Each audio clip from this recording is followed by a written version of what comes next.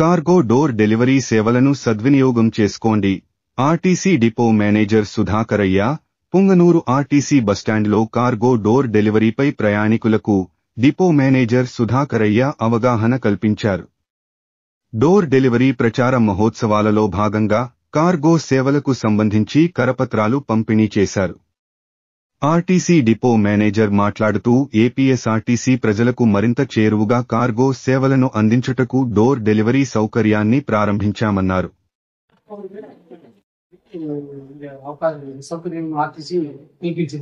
మీరందరూ కూడా ఈ డోర్ డెలివరీ సౌకర్యాన్ని వినియోగించుకొని ఆర్టీసీని ఆదరించాలని కోరుకుంటున్నాం. అందరికీ నమస్కారం. ఈ ప్రజా రవాణా వ్యవస్థలో ఏపీఎస్ఆర్టీసీ దాదాపు 75 సంవత్సరాల పైచీలకు ప్రయాణికులకి సేవలు అందిస్తూ మీ యొక్క ప్రయాణికుల యొక్క ప్రజల యొక్క మనలను చూరగొనుంది. అలాగే 2016 సంవత్సరంలో కార్గో పార్సల్ కార్గో సర్వీసుల్లో కూడా మన ఏపీఎస్ఆర్టీసీ సంస్థ ప్రారంభించబడింది. దాని ద్వారా మన వినియోగదారులకందరికీ కూడా క్షేమంగా, సురక్షితంగా, సత్వరంగా ఆ పార్సల్ సర్వీసులు వారి యొక్క గమ్యస్థానాలకు కోరుకున్న చోటికి చేర్చి వినియోగదారుల యొక్క అభిమానాన్ని కూడా చూరగొనడం జరిగింది. గత 2 సంవత్సరాలుగా కూడా ఈ డోర్ డెలివరీ అనే వినూత్నమైన పథకాన్ని కూడా ఏపీఎస్ఆర్టీసీ శ్రీకారం చుట్టింది. ఈ డోర్ డెలివరీలో కూడా వారు వినియోగదారుడు ఎక్కడ కోరుకున్న చోటికి కొన్ని ఎంపిక చేయబడిన ముఖ్యమైన 80 పట్టణాల్లో రాష్ట్రంలో ఈ డోర్ డెలివరీ సౌకర్యాన్ని పెంచడం జరిగినది. కాబట్టి మన ఈ ఏపీఎస్ఆర్టీసీ పార్సల్ కొరియర్ ఉన్న ప్రతి పట్టణం నుండి కూడా ఈ డోర్ డెలివరీ సౌకర్యాన్ని ఏపీఎస్ఆర్టీసీ ప్రవేశపెట్టడం జరిగినది. 1 కేజీ నుంచి 50 కేజీల వరకు కూడా మీరు ఈ మన వీరి యొక్క వస్తువులను కానీ పార్సల్స్ను కానీ మీరు తమ ఎంపిక చేసుకున్న విలాసానికి పంపుకునే సౌకర్యము ఏపీఎస్ఆర్టీసీ కల్పింపబడింది. శాస్త్రోక్తంగా ప్రారంభమైన గజస్తంభ ప్రాణ ప్రతిష్ఠ కుంభాభిషేక మహోత్సవం పుంగనూరు స్థానిక కోనేటి వద్ద వెలసి ఉండు శ్రీ అన్నపూర్ణాదేవి సమేత కాశీ విశ్వేశ్వర స్వామి ఆలయంలో శాస్త్రోక్తంగా గజస్తంభ ప్రాణ ప్రతిష్ఠ కుంభాభిషేక మహోత్సవం ప్రారంభమైనది.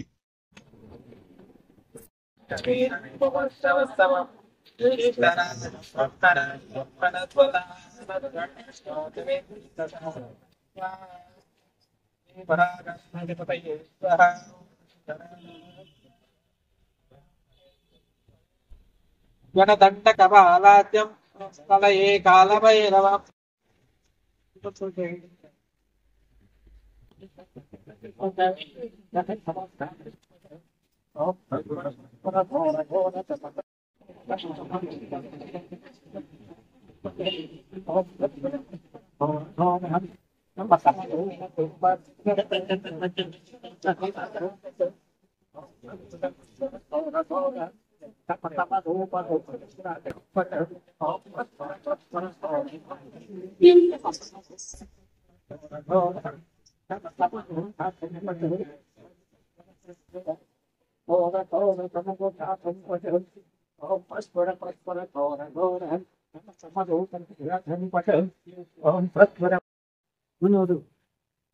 వెలిసినటువంటి అన్నపూర్ణ సమేత కాశీశ్వర స్వామివారి దేవాలయంలో ఇప్పుడు నూతనంగా శిలాస్తంభము దీపస్తంభ ప్రతిష్టాపన జరుగుతున్నది. ఈరోజు ఉదయం ప్రత్యేక హవనము, వాస్తు పూజ, వాస్తు హోమము, బలి పరీకరణము, కలశారాధన, అగ్ని ప్రతిష్టాపన, కళాహోమములు, మూర్తి హోమములు అన్ని కూడా సవ్యంగా సేవాతోక్తంగా జరుగుతున్నాయి. రేపు ఉదయం 5 నుండి 6 లోపల మహాకుంభాభిషేకము, స్తంభానికి ప్రాణప్రతిష్ఠ జరుగుతూ ఉన్నది. బ్యాంకు సేవలపై ఖాతాదారులకు అవగాహన కార్యక్రమం ఏర్పాటు. పుంగనూరు జిల్లా కేంద్ర సహకార బ్యాంక్ వారి సేవలపై పుంగనూరు బ్యాంకు మేనేజర్ రాధారాణి ఆధ్వర్యంలో ఖాతాదారులకు అవగాహన కార్యక్రమం ఏర్పాటు చేశారు. ఆంధ్రప్రదేశ్ సహకార కేంద్ర బ్యాంకు ఉద్యోగస్తుల యూనియన్ రాష్ట్ర కార్యదర్శి రెడ్డప్ప మాట్లాడుతూ ఇతర బ్యాంకుల కంటే డిపాజిట్లపై అధిక వడ్డీ, రైతులకు పంట రుణాలపై తక్కువ వడ్డీతో రుణ సౌకర్యం కల్పించడం జరుగుతుందని తెలిపారు. ఈ కార్యక్రమంలో bank supervisor Prasad, Srikanth, Seenu, bank సిబ్బంది శ్రీవిద్య, ఆశయ, అమృత, రవి, పార్వతి తదితరులు పాల్గొన్నారు.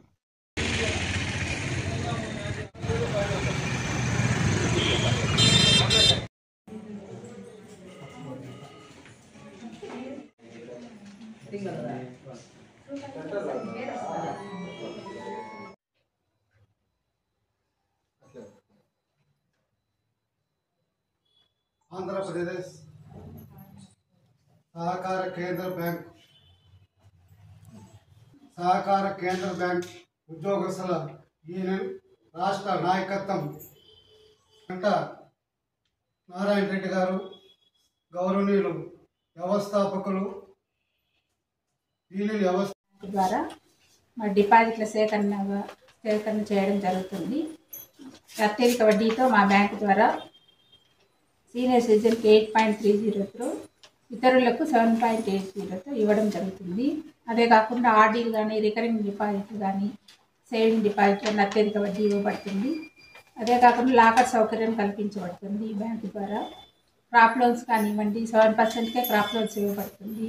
ఎస్టీ అదర్స్ 40 lakhs దాకా ఇవ్వబడుతుంది. తర్వాత ఈ మున్సిపాలిటీ పరిధిలోని హౌస్ మార్గేజ్ లోన్స్ కానివ్వండి, రూరల్ హౌసింగ్ కానివ్వండి 13%తో రుణాలు అందించబడుతుంది.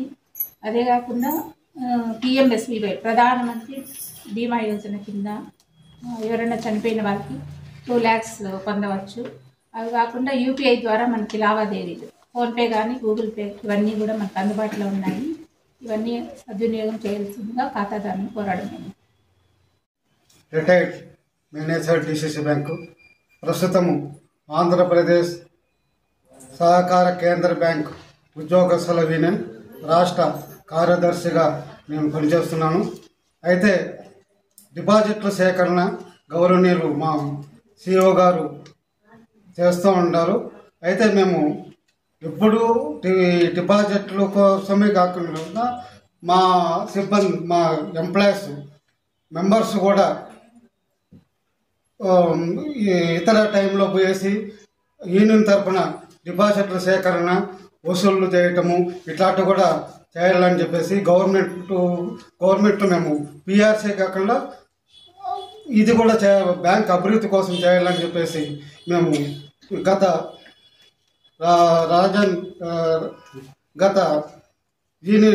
సెంట్రల్ కమిటీలో తీర్మానం చేయటం జరిగింది. అదేవిధంగా రాష్ట్ర వ్యాప్తంగా శ్రీకాకుళం నుండి చిత్తూరు వరకు జిల్లాల్లో మేము ఈ కార్యక్రమం చేయటం జరుగుతున్నది. గతంలో అన్నీ చేసినారు. మన చిత్తూరు జిల్లాలో కొంత ఈసారి 23, 24, 28 జిల్లా యూనిట్ గౌరవనీయులు శ్రీ రఘుబాబు గారు, గంగిరెడ్డి గారు కార్యదర్శి వీళ్ళ ఆదేశాల మేరకు 24 జిల్లా బ్రాంచుల్లో డిపాజిట్ సేకరణ చేయటం జరిగింది. మంచి స్పందన కూడా వస్తూ ఉన్నది. బాగా డిపాజిట్ మనకు జిల్లాలో రాష్ట్రంలో 13 జిల్లా కేంద్ర సహకార బ్యాంకులు ఉంటే ఎక్కువగా మంచి లాభాలతో ఉండేది మన చిత్తూరు జిల్లాలో ఉండదు. కాబట్టి ఇంకా పెద్ద డెవలప్ చేయాలనే ఉద్దేశంతో రైతులకు మంచి రుణాలు ఇవ్వాలని, డోక్రా వాళ్ళకు మంచి రుణాలు ఇవ్వాలని, మంచి అభివృద్ధి చేయాలని, మా సిబ్బందికి మంచి PRC కూడా ఇస్తామని చెప్పేసి మేము హామీ ఇస్తున్నాం. అదేవిధంగా వీళ్ళు అవుట్సోర్స్ కింద పనిచేసే వాళ్ళ వరకు కూడా ప్రమోషన్ ఇది రెగ్యులర్ చేయాలని చెప్పేసి గత సెంట్రల్ కమిటీలో కూడా మేము తీర్మానించడం జరిగింది. మేము ఉద్యోగస్తులకు ప్రయోజనం కోసం ఎంత చేస్తున్నాము, బ్యాంక్ అభివృద్ధి కోసం కూడా అంత సేవ చేయాలని చెప్పేసి మా సిబ్బందిని కోరుతున్నాము. ఈ అవకాశం ఇచ్చిన మా బ్రాంచ్ మేనేజర్ గారు రాధారానికి కృతజ్ఞతలు తెలియజేసుకుంటూ, కృష్ణాపురం అటవీ ప్రాంతంలో హత్య కేసును ఛేదించిన పుంగనూరు పోలీసులు పుంగనూరు మండలం కృష్ణాపురం అటవీ ప్రాంతంలో దారుణ హత్యకు గురైన సోమశేఖర్ రెడ్డి వేధింపులతో విసిగిపోయి సుపారీ ఇచ్చి హత్య చేయించిన తండ్రి గంగుల్ రెడ్డి, మద్యం మత్తులో సోమశేఖర్ రెడ్డిని బండరాళ్లతో కొట్టి చంపిన కాంట్రాక్ట్ హంతకులు గంగుల్ రెడ్డి, రమేష్, అమర్నాథ్ లను అరెస్టు చేసి రిమాండ్కు తరలించిన పుంగనూరు పోలీసులు.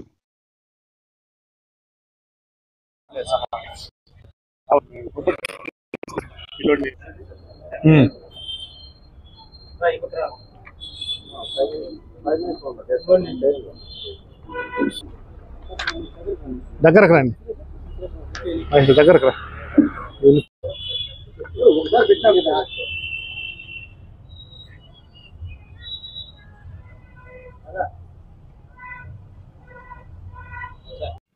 ఈరోజు మా దగ్గర 475 ఆఫ్ 2024 కేసు మర్డర్ కేసు సంబంధించి కొన్ని వివరాలు వెల్లడిస్తున్నాము.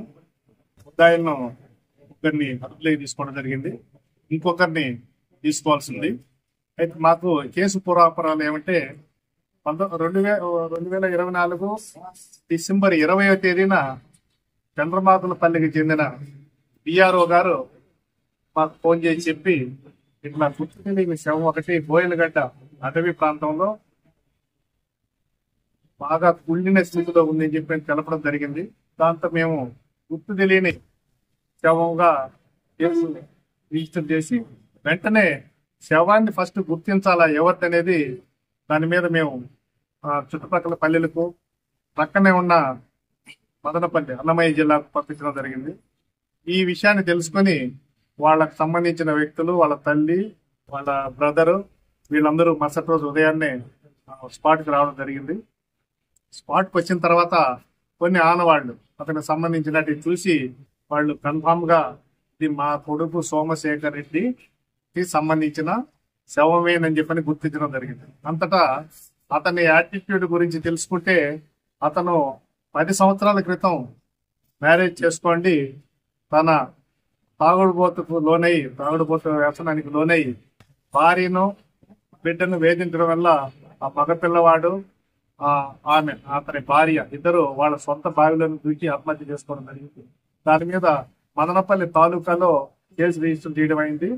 ఆ కేసు రిజిస్టర్ అనంతరం ఇతను ఇంకా విపరీతమైన త్రాగుడుకు అలవాటైపోయి నాకు రెండో పెళ్లి కావాలా, రెండో పెళ్లి చేయండి అని చెప్పని తల్లిదండ్రులను ఇబ్బంది పెట్టడం, బాధ పెట్టడం, చంపుతానని బెదిరించడం, ఇరుగు పొరుగు ఎవరైనా అడ్డం వస్తే వాళ్ళని కూడా అదే ధోరణితో వాళ్ళ మీదకి తిరగబడడం, వాళ్ళని కూడా బెదిరించడం జరిగింది.